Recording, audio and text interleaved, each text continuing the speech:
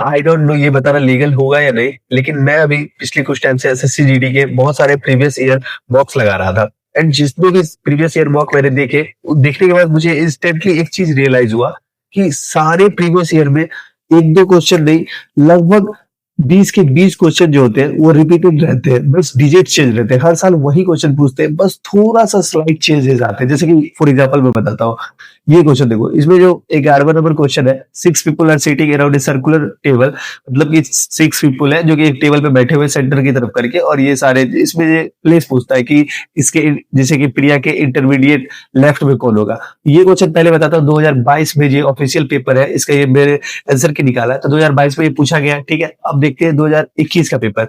इसमें जो पहला ही पेपर है 2021 कांस्टेबल जीडी इन सीआरपीएफ, देख सकते हो आप आंसर किया है, इसका पहला क्वेश्चन वही है। ये हिंदी में मैंने निकाला है, तो हिंदी में देखो, इसमें भी वही है कि 5 लोग जो है एक साथ चारों कॉर्नर पे बैठे हुए हैं, तो बताए इसके में कि सरपाल के बाएं दूसरे स्तर पर कौन बैठा होगा। ये क्वेश्चन हो गया 2021 में, सेम वही क्वेश्चन है, बस 5 है इसमें, उसमें 6 था। अब देखते हैं 2021 हो गया, 22 हो गया, अब 2023 पे जाते हैं।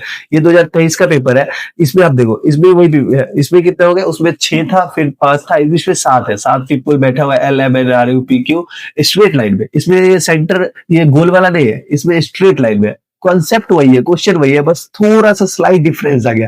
अब यही दे, अभी और देखो, उसके बाद 2024 के बाद 21 22 23 हो गया, फिर 2024 में सेम क्वेश्चन यही पूछा, फिर इसमें 5 फ्रेंड्स आ गए, एलेक्स, बेन, क्रिस, डेविड। इसमें भी वही है कि एक सर्कुलर में टेबल पे बैठता है जिसमें कि सेंटर की तरफ फेस किया हुआ है, एंड वही क्वेश्चन है। 2024 हो गया, अब 25 में भी आते हैं, 25 21 जो भी है, इसमें फिर से दिया गया, इसमें 8 लोगों की बात की है, पहले 6 5 फिर 7 फिर 8 लोगों बैठे हुए एक अष्टभुज बेंच पे, मतलब वही हो गया, सेम क्वेश्चन देख रहे हो, एक या तो आपको सर्कुलर पूछेगा या फिर स्ट्रेट लाइन वाला पूछेगा। ये एग्जांपल मैं दे रहा था, ठीक है, ये एक ही क्वेश्चन आप देख सकते हो 5 के 5 साल रिपीट किया।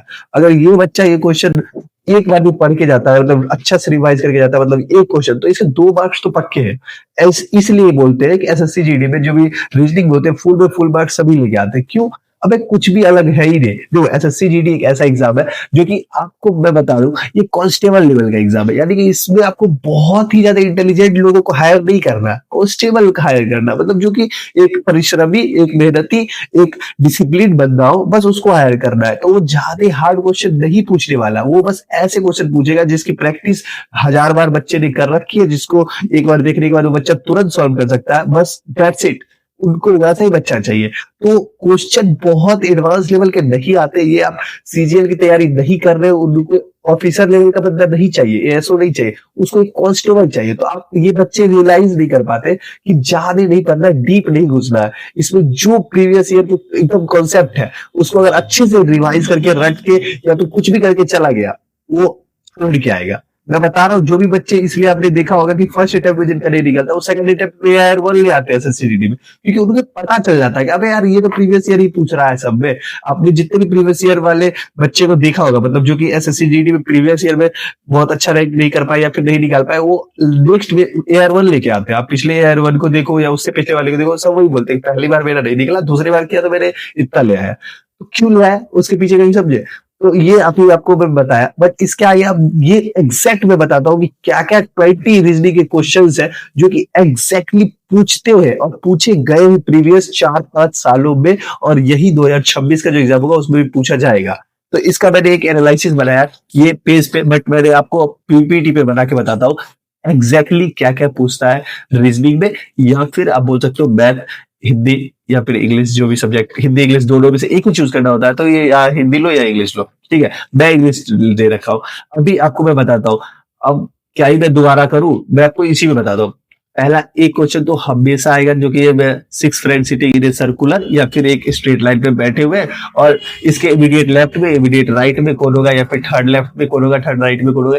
ऐसा क्वेश्चन हमेशा 4 साल से पूछता आ रहा है, 5वें साल भी पूछेगा। ये क्वेश्चन आपको कैसे भी करके रट लेना है, जो कि आप एक बार देखो तो बना लो, मुझसे तो बन जाता है। अब दूसरा पर इधर आते हैं, दूसरा जो है पेपर फोल्डिंग वाला क्वेश्चन, जो कि हर बार एसएससी जीडी तो पूछता ही पूछता है। रीजनिंग पूछा है तो पेपर फोल्डिंग पूछेगा ही, मतलब इस पेपर को अगर ऐसे मोड़ के 4 बार मोड़ा जाए, अब खोला जाए तो क्या होगा, मतलब पता ही होगा आपको। पेपर फोल्डिंग मतलब रीजनिंग पढ़ रहे हो तो इतना तो पता ही होना चाहिए।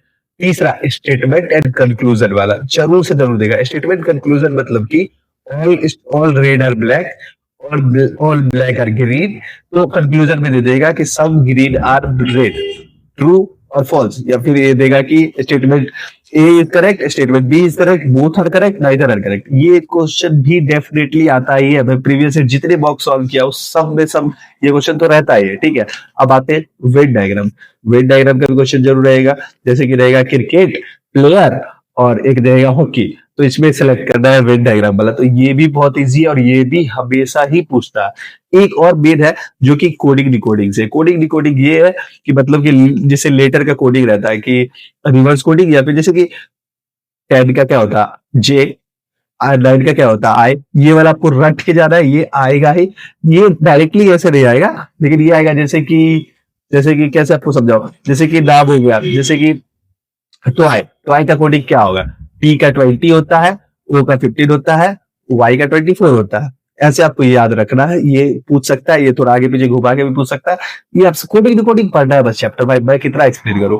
अब नेक्स्ट जो आता है वो आता है कि 3 are a like and 1 is different, वो आपको फाइंड आउट करना है। ये भी हमेशा ही पूछता है, मैं 4 साल का प्रीवियस ईयर देखा हूँ, 5 साल का, जब से सीजीडी पूछ रहा है, मतलब रिलेटेबल। अब मैं 10 साल पहले का तो नहीं देखूंगा ना सीजीडी का क्वेश्चन, क्योंकि 4-5 साल वाला ही रिलेटेबल रहता है, क्योंकि उससे पहले फिर दूसरा जनरेशन आ जाता है, तो वो मतलब समझ रहे हो, उतना पुराना भी नहीं पढ़ना है कि यूपीएससी नहीं है कि पूरा से पढ़ के आए 2015 का भी क्वेश्चन रिपीट कर रहा है, ऐसा नहीं होता।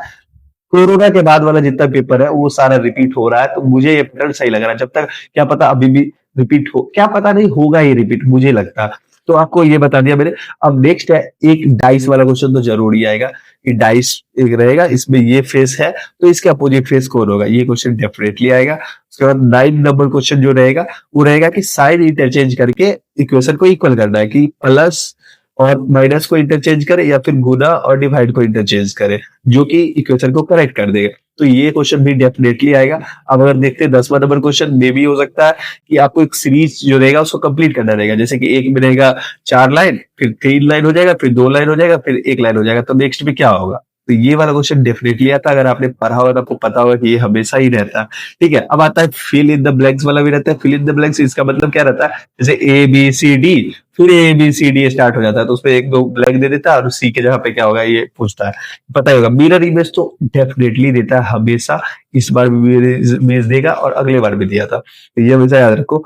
और उसके बाद आते हैं एक रहता है इमेज डेट फिट, मतलब कि एक जैसे टी बना के दे देगा और फिर 4-5 में देगा किसमें वो टी फिट कर रहा है, बिना ही उसको इमेज को रोटेट किए हुए या फिर बिना इमेज को कुछ किए हुए, छेड़छाड़ किए हुए, आपको एग्जैक्टली कहाँ पे सेट होता है मतलब पता ही होगा आपको, ये वाला तो जरूरी देता है। उसके बाद कोई जो क्वेश्चन आता है वो आता है कि जैसे कि bat is related to cricket, then what is rugby related to, तो ये वाला आपको पता ही होगा।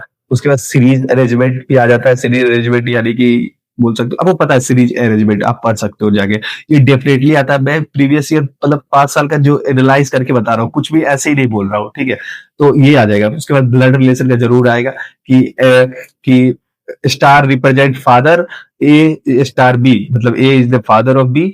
अब आते हैं कि सी क्रॉस डी, मतलब C is the son of D, ये वाला तो जरूर से जरूर ही आएगा, ये रख लो, ठीक है। उसका लेटर अरेंजमेंट रहेगा। लेटर अरेंजमेंट ये मतलब कि जैसे कि बॉय, बैट, बेस, ये रहे सब रहेगा। और डिक्शनरी में ये कैसे अरेंज होंगे, मतलब बी ए के बाद क्या आएगा, मतलब ये वाला आपको पता होगा, सीरीज एलिमेंट, लिटरल एलिमेंट।